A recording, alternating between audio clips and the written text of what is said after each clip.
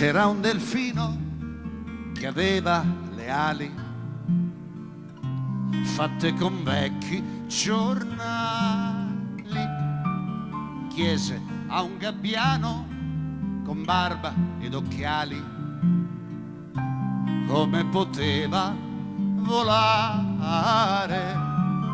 Il vecchio uccello planò tra le pinne, poi visitò la sua pelle, lesse una storia tra un canto e un'attesa di come nacque una rosa.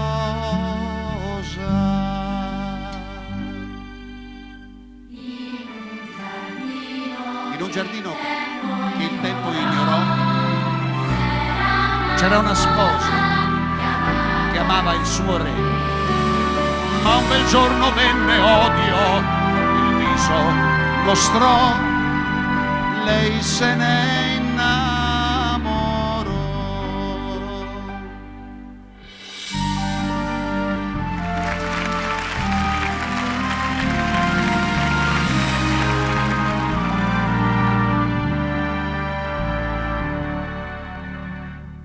Così l'amore col seme di guerra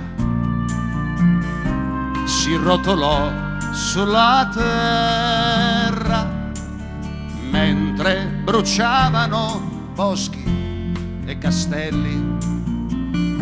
Si combatté tra fratelli.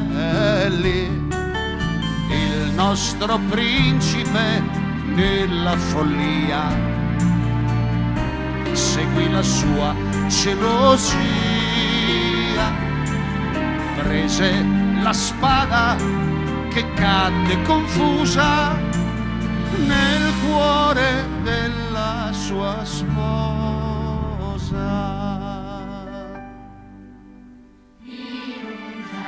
In un giardino che il tempo ignorò, un ramoscello dal sangue spuntò. Ogni spina fu un tormento, il cielo sbiancò, poi rosa diventò.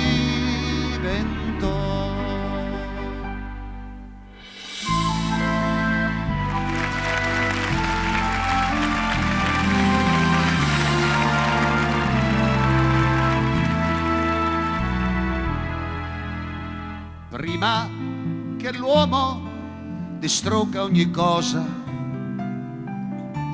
devo trovare la rosa, disse il delfino al gabbiano tremante. Fammi volare all'istante,